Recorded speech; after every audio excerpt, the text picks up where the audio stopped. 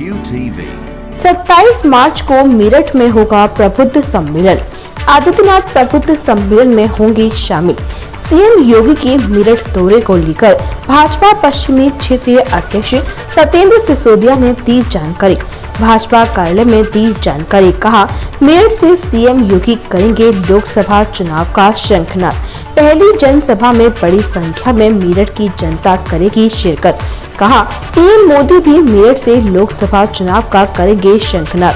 2014 में भी पश्चिमी यूपी से मोदी जी ने की थी चुनाव की शुरुआत। अब 2024 में भी पीएम मोदी पश्चिमी यूपी से फूकेंगे चुनावी बिगुल। पश्चिम की 14 लोकसभा सीटों के प्रत्याशियों को देकर जाएंगे जीत का मंत्र। क्षेत्रीय अध्यक्ष सत्येंद्र सिसोदिया ने कहा मेरठ से भाजपा प्रत्याशी अरुण गोविल मजबूती से लड़ेंगे चुनाव। शहर की जनता देगी साथ। कहा अगर जीते अरुण गोविल तो शहर की जनता के बीच रहकर करेंगे काम। उत्तर प्रदेश के यशस्वी मुख्यमंत्री योगी आदित्यनाथ जी कल प्रबुद्ध सम्मेलन करने के लिए मेरठ की पावन धरती पर आ रहे हैं। सर्वप्रथम तो मैं पश्चिम क्षेत्र में उनका चुनावी दृष्टि से पहला कार्यक्रम है, तो वो आ रहे हैं तो उनका स्वागत करता हूं, अभिनंदन करता हूं। साथ ही हम सबका सौभाग्य है कि मेरठ की पावन धरा पर देश के यशस्वी प्रधानमंत्री माननीय नरेंद्र मोदी जी की पहली जनसभा मेरठ में होनी तय हुई है। उसके लिए भी हम स्थान देख के आए हैं। स्थान फाइनल हो जाएगा और एक बड़ी जनसभा मेरठ में होगी। मुझे पूर्ण विश्वास है मेरठ की जनता पर कि शीर्ष नेतृत्व ने जो यहाँ कैंडिडेट हमें दिए हैं उनको भारी बहुमत से जिताने के लिए यहाँ की जनता आतुर है। और माननीय प्रधानमंत्री जी के यहाँ आगमन पर यहाँ की जनता उनके स्वागत के लिए, अभिनंदन के लिए जाएगी, उनको सुनने जाएगी।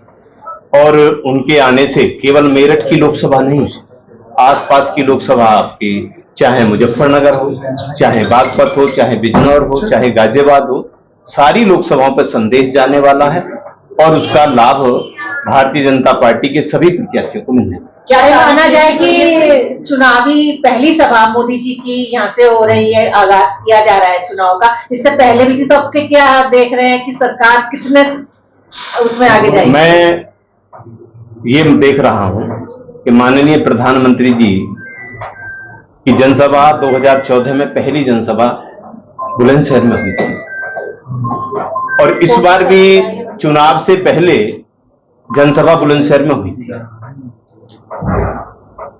उसके बाद में मेरठ में जनसभा पहले भी हुई थी, अब भी हो रही है। मुझे पूर्ण विश्वास है पश्चिमी क्षेत्र में हमारी 14 लोकसभा है, उनके आने से हमें मजबूती मिलेगी और हम 2014 का इतिहास पश्चिम क्षेत्र में दोबारा दोहराने वाले हैं और 14 की 14 लोकसभा हम पश्चिम क्षेत्र की जीतने वाले हैं। कोई सीट ऐसी है जिसमें आपको थोड़ा डर हो? कोई डर नहीं है, कोई मुकाबले में नहीं है। आज स्थिति यह है कि विपक्ष के जो प्रत्याशी घोषित हुए हैं वो आज तक जनता के बीच जाने की हिम्मत नहीं जुटा पाए। मुझे ऐसा लगता है कि वो नामांकन करने में भी संकोच कर रहे हैं। और आपके माध्यम से मैं बताना चाहता हूं, देश की जनता का विश्वास देश के यशस्वी प्रधानमंत्री माननीय नरेंद्र मोदी जी पर है। उत्तर प्रदेश की जनता का विश्वास उत्तर प्रदेश के यशस्वी मुख्यमंत्री योगी आदित्यनाथ जी पर है। और माननीय प्रधानमंत्री जी की जन कल्याण की योजनाएं जितनी उत्तर प्रदेश में आई हैं उनको जमीन पर उतारने का काम माननीय योगी जी ने किया है। उसका लाभ इस बार निश्चित रूप से भारतीय जनता पार्टी के प्रत्याशियों को मिलेगा। आपने कहा कि जो विपक्ष है वो संकोच कर रहा है, तो क्या माना जाए कि विपक्ष लड़ने ही नहीं आएगा कि सीधे? मैं ये तो नहीं कह सकता कि लड़ने नहीं आएगा, लेकिन मुझे नहीं लगता कि उनके अंदर ऊर्जा भी है कि वो सामना कर सके। और मुझे इतना विश्वास है इस पश्चिम उत्तर प्रदेश की जनता जनार्दन पर और विशेष रूप से मेरठ के वासियों के ऊपर कि चुनाव कोई भी लड़ो उसकी जमानत जब्त कराने का काम यहाँ के लोग करेंगे। भारतीय जनता पार्टी के प्रत्याशी को अपना समर्थन देंगे। अध्यक्ष जी, 22 तारीख को ही अमित शाह जी की रैली भी प्रस्तावित है, तो क्या मोदी की रैली स्थगित हो सकती है? कितने तारीख को? 30 तारीख को माननीय अमित शाह जी की रैली का समय परिवर्तन है। पहले वो 31 तारीख को होने वाली थी। मुझे नहीं लगता कि जब प्रधानमंत्री जी यहाँ रहेंगे तो उनकी जनसभा आगे पीछे हो सकती है, और यदि 30 को भी होगी तो हम उसको करेंगे। अच्छा। हमारा संगठन पूरी तरह से मुस्तैद है, और उनकी जनसभाएं होने वाली हैं सहारनपुर में, मुरादाबाद में, उससे मेरठ से कोई दिक्कत नहीं है।